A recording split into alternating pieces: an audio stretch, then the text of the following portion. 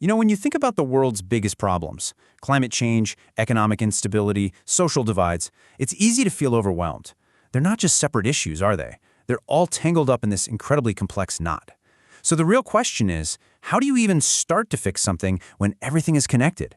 Well, today we're going to dive into a process that was designed to do just that. Right. This is the core of it all. When our problems are feeding off each other, creating these massive domino effects, our old playbook of tackling them one at a time, it just completely falls apart.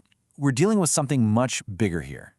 And there's actually a name for this. It's called a polycrisis. It's this idea that when all these global crises crash into each other, they create a challenge that's way, way bigger than just adding them up. This is the new reality we need a blueprint for. And that's exactly where a process called CERF comes into the picture. So here's how we're going to break down this CF process. First, we'll get into the big problem it was built to solve, this challenge of silos. Then, we'll look at its two main phases. First, how they built a shared map of the problem, and second, how they started designing the tools to actually navigate it, and finally, we'll see what kind of new potential this whole approach unlocks. Okay, so let's dig into that core issue. We have so many brilliant people working on all these different crises, right? But the problem is they're often stuck in their own little bubbles, their own organizational silos, their own fields of expertise. And this quote just hits the nail on the head. The folks behind the CERF workshops realize something huge. It's not that we don't have good ideas or solutions. The real problem is that we don't have the structures to connect all that knowledge and turn it into real, coordinated action. We lack the connective tissue. And that's where CERF steps in.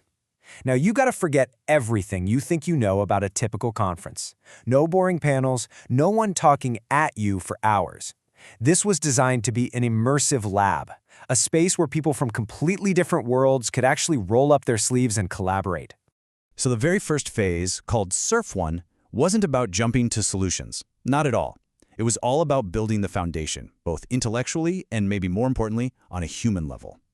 The whole point was to create a shared understanding of this massive, tangled-up problem they were all facing together. So how'd they do it? Well, it started with something really simple. People just sharing their own lived experiences. From that, they started to see the hidden connections between their different worlds. They began mapping out how the whole system works. And, maybe the most crucial part of all, they started to build real trust with each other. And that trust, man, that was everything. I mean, think about it. You get a room full of top-tier specialists, and usually egos can be a huge barrier. So they deliberately designed an environment to tear that down. There was no expert hierarchy. Instead, everyone was focused on really listening, on being okay with not knowing the answer, and on being genuinely curious instead of defensive. That is the bedrock of any real collaboration. So, the big win from this first phase wasn't a solution. No, it was getting everyone onto the same page, but on a much deeper level.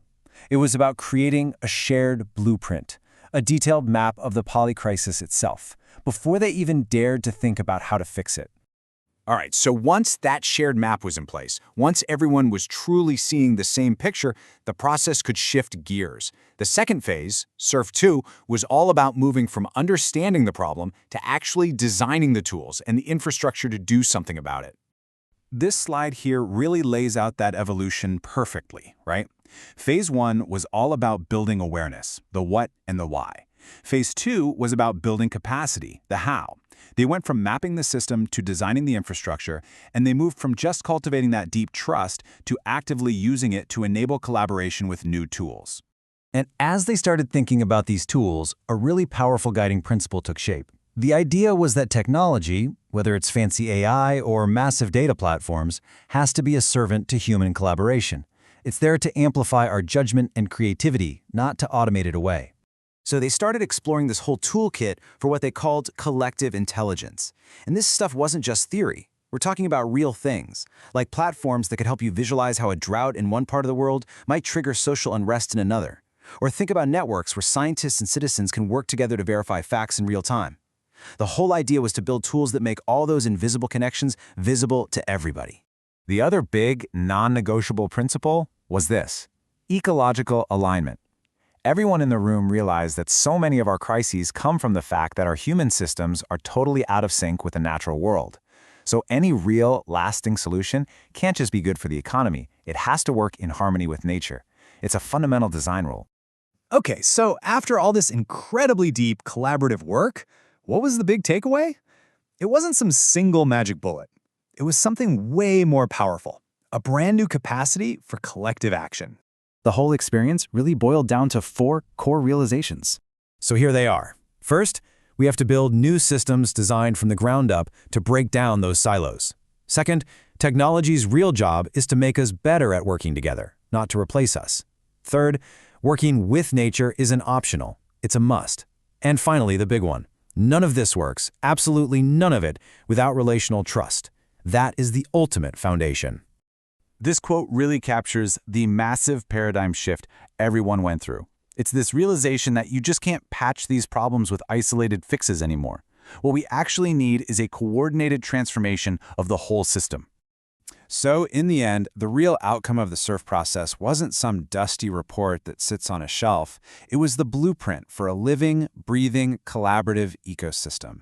A whole new way for us to learn together, decide together, and act together on the biggest challenges we face.